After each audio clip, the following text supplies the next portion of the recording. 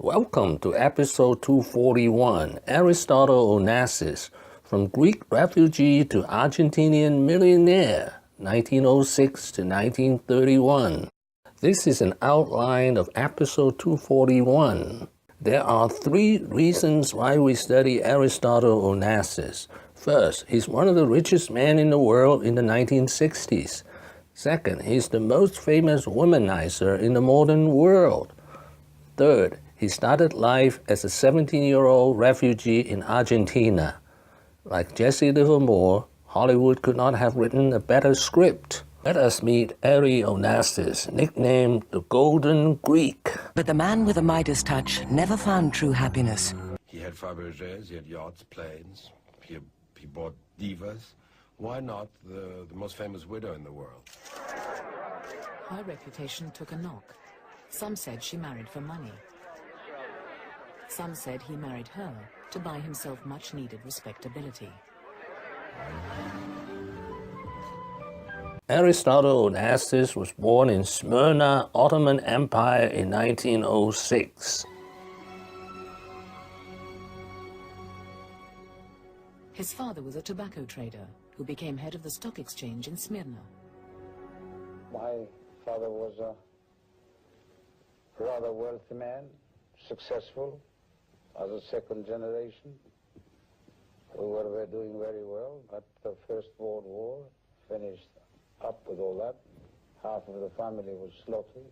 In high school, he was a poor student, graduating near the bottom of his class. First, a very cruel war. In 1922, the Turks began a ruthless ethnic cleansing. The Greeks who had lived in Asia Minor since the age of Homer were driven from their villages. Hot on their heels came the Turkish army. When the army entered Smyrna, it put the city to sword and fire. As the Onassis family fled in small boats, a Turkish soldier tried to drag away his sister, and a much-loved cousin disappeared. When they reached Greece, they were paupers. They lost all their money. No longer a rich man's son, Onassis found himself on the breadline. I had just finished the high school, and I was going to come to Oxford. Instead of going to Oxford, I had everything prepared, clothes and so on.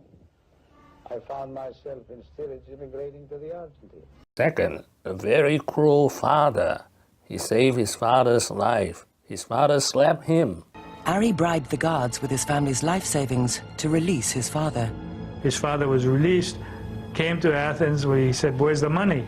And Onassis said, "But I used it to bribe Turkish officials to release you." He said, "They were going to release me anyway," and he slapped him. Aristotle was overcome with rage. He resolved to leave his father and quit Greece and strike out on his own. In 1923, at the age of 17, he arrived in Buenos Aires, Argentina.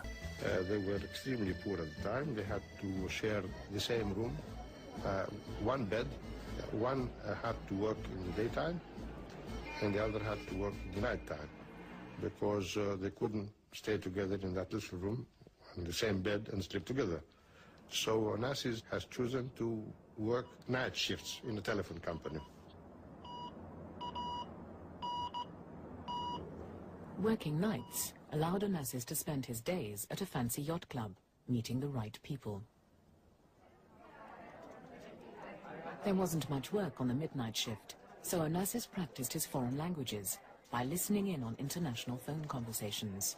How Onassis discovered his first big business opportunity, tobacco. Also how Onassis seduced his first famous woman, Claudia Muzio. In the mid-1920s, Ari listened into a phone call that would change his life. A new film starring Rudolph Valentino had made it fashionable among women in the United States to smoke. Ari decided to produce his own brand of cigarettes, aimed exclusively at women in Argentina.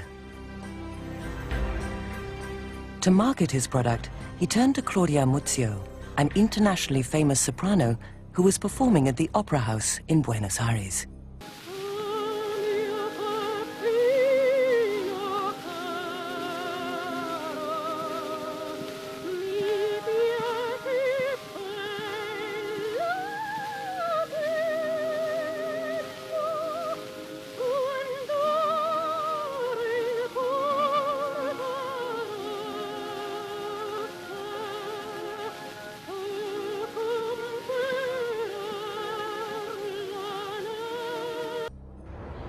He decided that it would be wonderful if Claudia could be persuaded to smoke his brand of cigarette in public.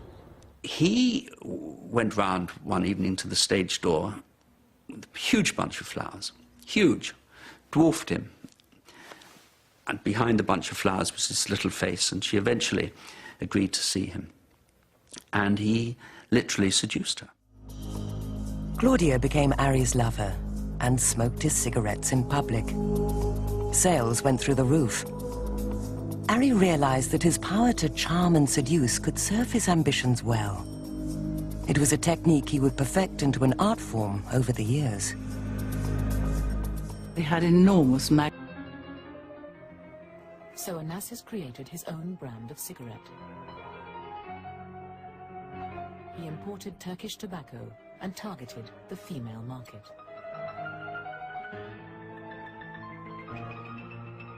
He began to meet with success. And that is the source of his first money. And it's not a coincidence that he has chosen tobacco as the commodity to trade in. His father worked in this field. By his mid-20s, Onassis had made his first million. Onassis started on the tobacco business, as you know, and then having the intuition towards shipping. As a Greek, he turned to the shipping business. Thank you for watching. Please subscribe and leave your questions and comments below. My next video will be Aristotle Onasis, from millionaire to billionaire. I promise you more famous women will be seduced, together with a lot more money made. Wishing everyone peace and prosperity.